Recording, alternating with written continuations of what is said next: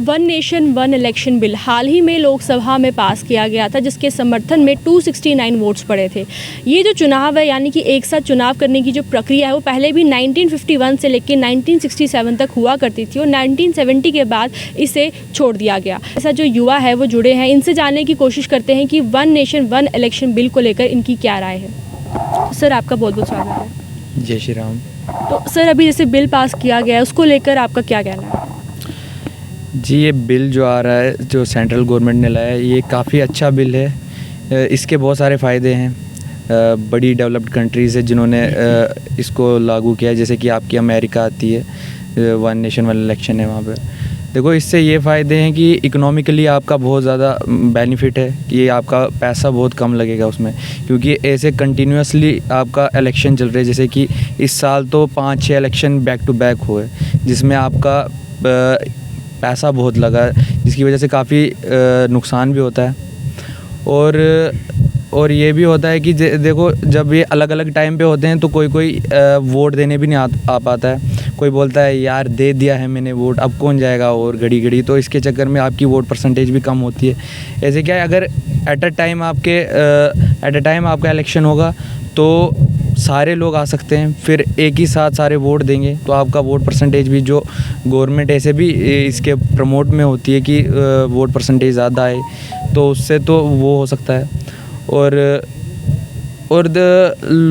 लोग भी, मतलब देखिए कि इससे ये भी है कि सेंट्रल और स्टेट रिलेशन भी अच्छा हो सकता है, कि कहीं कहीं ऐसा ये होता है कि सेंटर में सरकार कोई अलग होती है और स्टेट में कहीं अलग, तो दोनों के बीच में बैठती नहीं है। जैसे कि वेस्ट बंगाल और हमारी सेंट्रल गवर्नमेंट है, या साउदर्न स्टेट से।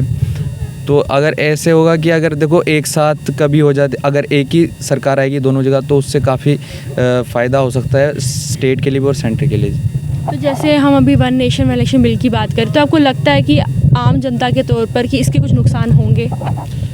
जी देखिए, नुकसान तो मुझे दिख नहीं रहा है। हाँ, ये ज़रूर हो सकता है कि थोड़ा सा मुश्किल हो जाएगा जो सेंट्रल इलेक्शन है और जो स्टेट के इलेक्शन, उनको सिंक करना, मगर वो अब हेडेक सेंट्रल गवर्नमेंट का है, तो वो मुझे लगता है वो अच्छे से देख लेगी, तो बाकी मुझे कोई दिख नहीं रहा है। जैसे हम अपोजिशन पार्टी की बात करें, वो इसके समर्थन में नहीं थे। उनका ऐसा मानना है कि ये अगर बिल पास हो जाएगा, जो वोटर्स होंगे वो नेशन में क्या कुछ डेवलपमेंट हुई है हमारे भारत में, उसको लेकर वोट करेंगे, यानी कि राज्य का जो विषय होगा उसको वो दब जाएगा। तो आपको क्या लगता है कि उनको किसी चीज़ से डर है अगर ये बिल लागू हो जाएगा? मुझे लगता है कि भारत के अंदर आज जो मतदाता है वो बहुत जागरूक है, तो उसको देखते हुए कहीं ना कहीं आज नीड भी है समय के रफ्तार के हिसाब से, भारत के विकास के लिए, राज्य के विकास के लिए वन नेशन वन इलेक्शन ज़रूरी है। जैसे आपने कहा कि अपोजिशन है, मैं बताना चाहूँगा आज जो अपोजिशन में बैठे हैं, वो जब 1947 के बाद, जब 1952 में पहली इलेक्शंस हुई थी, तो उसमें वो लोग सत्ता में थे। वहाँ से लेकर लगभग 2 दशक तक भारत के अंदर वन नेशन वन इलेक्शन ही चलती थी। फिर कुछ स्टेबिलिटी आई थी, जिसकी वजह से इंस्टेबिलिटी हो गई थी, जिसकी वजह से कहीं ना कहीं जो राज्य में प्रेसिडेंट रूल लग गए थे, उसकी वजह से डिसेबल हो गया था सिस्टम। लेकिन दोबारा अगर सरकार ला रही है, और मुझे लगता है कि खाली एक सरकार का ही मुद्दा नहीं होना चाहिए, पूरे भारत के मतदाता, पूरे भारत के नागरिक हैं, और मुझे लगता है अपोजिशन को भी इसका समर्थन देना चाहिए। जैसे मैं बताना चाहूँगा कि 2019 में जब चुनाव हुए थे, लगभग 60,000 करोड़ जो एक्सपेंडिचर खाली इलेक्शंस के ऊपर हुआ है, और उसके अलावा जब 1.5-2 महीना इलेक्शंस चलते हैं सेंटर के, तो उसमें कहीं ना कहीं सिक्योरिटी फोर्सेस बहुत ज़्यादा लगती हैं, मैन फोर्स ज़्यादा लगती है, जिसकी वजह से कोड ऑफ कंडक्ट जब लगता है तो कहीं ना कहीं सरकार का जो काम काज होता है उसमें बाधा आती है। उसके एजुकेशन सिस्टम देखिए कितना बुरा हाल हो जाता है। वो 2 महीने के लिए स्टूडेंट्स सफ़र पे होते हैं, क्योंकि उनकी पढ़ाई बहुत सफरिंग होती है। हम देखते हैं कि जब कोड ऑफ कंडक्ट लगता है, प्राइमरी स्कूल के टीचर, मिडिल स्कूल के teacher, secondary school, high secondary schools के टीचर जो होते हैं, वो इलेक्शंस मैनेज कर रहे होते हैं, तो कहीं ना कहीं दिक्कत है। वन नेशन वन इलेक्शन होनी चाहिए, इसमें इसके समर्थन में मुझे लगता है पूरे भारत के नागरिकों को आना चाहिए, अपोजिशन में लोग हैं उनको भी आना चाहिए। और दूसरी बात मैं बताऊँ कि कहीं ना कहीं थोड़ी समस्या आएगी, अगर संविधान के तौर देखें, कहीं ना कहीं थोड़ी समस्या आएंगी। जैसे अनुच्छेद 83 है, उसके बाद अनुच्छेद 172 है, उसमें उनको अमेंडमेंट करनी पड़ेगी, क्योंकि 83 कहता है कि जो duration of houses of parliament है उसमें अमेंडमेंट करनी पड़ेगी। फॉर एग्जांपल उसमें क्या है कि अगर इनको 2029 में वन नेशन वन इलेक्शन करवानी है भारत के अंदर, तो कुछ सरकारें अभी जो चुनी गई हैं वो तो चलो ठीक है, 5 साल के बाद दोबारा इलेक्शन होगी उनकी, लेकिन जो 27 में जिनकी इलेक्शंस होगी या जिनकी 2023-22 में इलेक्शन हुई है, उनको क्या करेंगे? उनकी क्या जो ड्यूरेशन ऑफ पार्लियामेंट है या ड्यूरेशन ऑफ लेजिस्लेशन है उसका क्या बढ़ाएंगे? ये बहुत सारी समस्याएं भी आने वाली है, मुझे लगता है गंभीरता के साथ लेना चाहिए। अगर ये कामयाब होता है तो बहुत ही अच्छा है जब भारत के लिए। अभी हमने जैसे देखा कि असेंबली चुनाव जम्मू कश्मीर में हुए थे, उसमें वोटर्स का टर्नआउट काफ़ी ज़्यादा रहा था। तो अगर जैसे वन नेशन वन इलेक्शन होगा, क्या हमें लगता है कि इसमें टर्नआउट में काफ़ी ज़्यादा बढ़ोतरी देखी जाएगी? बिल्कुल मैम, आज मैंने जैसे पहले भी कहा कि जो मतदाता है वो बहुत ही समझदार हो चुका है, और आज जैसे जैसे हमारी लिटरेसी रेट भी हमारा बढ़ रहा है तो जागरूकता है कि हमारे राइट्स के लिए हमने लड़ना है, तो वो लोग मतदाता, मुझे लगता है हर इलेक्शंस में मतदाता बढ़ता ही जा रहा है, परसेंटेज बढ़ती जा रही है, तो इसमें कोई समस्या नहीं आएगी। हम और लोगों से भी जानने की कोशिश करते हैं। सर, आपका पहले तो बहुत बहुत स्वागत है। धन्यवाद मैम।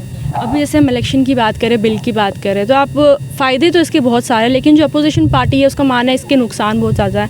आपको लगता है कि आम नागरिक की इसके बहुत सारे नुकसान हो सकते हैं, आप गिना सकते हैं क्या? जी मैम, देखो अभी तक तो नुकसान हमें कुछ दिख नहीं रहा, इससे हमें फ़ायदा ही है, क्योंकि इससे हमारा टाइम सेव होगा।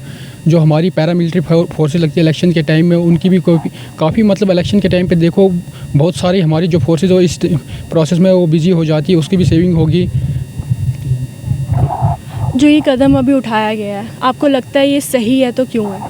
जी बिल्कुल सही है। वन नेशन वन इलेक्शन बहुत इंपॉर्टेंट है और अभी इस टाइम की नीड भी है, क्योंकि क्या है कि आप भी जानते हैं आज बहुत बिजी लाइफ हो गई है सबकी, और बार बार वोट देने जाना, तो सभी लोग ऐसा समझते हैं कि नहीं, अवॉइड करते हैं, और एक छुट्टी मिलती है तो उसको अवॉइड करते, नहीं जाते। लेकिन अगर उनको पता है कि एक ही बार में दोनों आपकी लोकसभा के भी और राज्य मतलब अपने जो स्टेट असेंबली के चुनाव है दोनों के अगर आप वोट डाल सकते हैं, तो लोग प्रेफर करते हैं कि हाँ जी ठीक है कोई बात नहीं। और एक और चीज़ है जो मिथ अभी चली हुई है, मैं वो भी बताऊं सबको कि क्या है कि सब ऐसा नैरेटिव चल रहा है कि जो म्यूनसिपैलिटी इलेक्शन है वो भी इसी में हो जाएंगे, तो ऐसा नहीं है। म्यूनसिपैलिटी इलेक्शन जो होंगे, जो पंचायत इलेक्शन होंगे, वो अपने टाइम पर अलग से ही हुआ करेंगे। अभी ये सिर्फ स्टेट लेजिस्लेटिव असेंबली और मेंबर ऑफ पार्लियामेंट के जो इलेक्शन होते हैं वो उनको सिंक करने की बात की जा रही है। इसमें जो रिसोर्सेज यूज़ होती हैं स्टेट गवर्नमेंट की और सेंट्रल गवर्नमेंट की, वो बहुत ज़्यादा होती है, क्योंकि आप एक्सपेंडिचर ही देखें तो थाउजेंड्स ऑफ करोड़ में वो एक्सपेंडिचर जाता है। अगर आप देखें तो जो गवर्नमेंट की रिसोर्सेज हैं, जैसे कि अभी टीचर्स ही हैं, वही इसमें इतना बढ़ चढ़ के लगते हैं, बहुत मेहनत करते हैं इस चीज़ में। उसकी वजह से जो एक आम स्टूडेंट है उसकी क्लासेस सफ़र होती हैं। उसके अलावा वजह से जो इंस्टीट्यूशंस है, गवर्नमेंट इंस्टीट्यूशंस हैं, उनके काम नहीं हो पाते।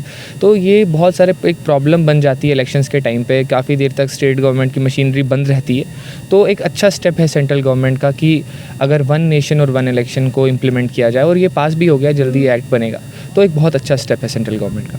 अभी जैसे हम इस नीति की बात करें, अगर ये भारत में लागू होती तो आपको लगता है कि कुछ चुनौतियाँ सरकार को फेस करनी हो सकती हैं? जी देखिए, मैंने पहले भी यही बोला कि चुनौती तो मुझे एक ही दिख रही है कि जो सेंट्रल इलेक्शंस है और स्टेट इलेक्शंस है वहाँ पर सिंक करना थोड़ा सा मुश्किल हो जाएगा उनको, तो उससे रिलेटेड उनको थोड़ा सा देखना पड़ेगा। तो बाकी मुझे कोई वो चुनौती तो दिख रही नहीं है, इससे तो लोगों का अच्छा ही होगा। तो मेरा यही कहना है जी। आप कुछ हमारी ऑडियंस के लिए, स्पेशली यूथ के लिए जो कि इस बिल के बारे में ज़्यादा जानते नहीं हैं, आप उनके लिए कोई एक मैसेज देना चाहेंगे? जी, मैं आज भारत के युवा से मैं आग्रह करता हूं कि इस प्रकार की जो हमारे बिल्स पेश होते हैं हमें उनको समझना चाहिए, बढ़ना चाहिए, क्योंकि कुछ लोग होते हैं जो सिस्टम को चाहते नहीं हैं, तो वो फॉल्स नैरेटिव सेट करना चाहते हैं।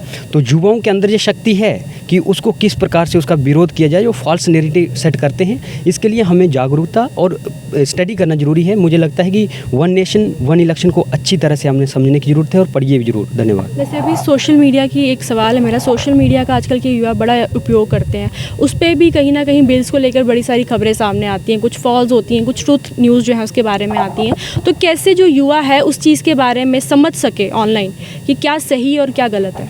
मुझे लगता है उसके लिए जो संसद टीवी है, जैसे अभी सेशन चल रहा है पार्लियामेंट का, उनको हमें ज़रूर देखना चाहिए, समझना चाहिए और पढ़ना चाहिए। वो एक बहुत ऑथेंटिकेशन है, वो सोर्सेज, उनको हमें देखना चाहिए। धन्यवाद सर, आपका बहुत बहुत जानकारी दी और आपने देखा भी और सुना भी कि one nation one election bill को लेकर जो है हमारे युवाओं का बहुत ही अच्छा मानना है कि इस बिल के लागू होने से बहुत सारे फ़ायदे जो हैं वो होने जा रहे हैं। तो इस तरह से वीडियोज़ के लिए हमारे साथ बने रहिए और देखते रहिए JK फैक्ट।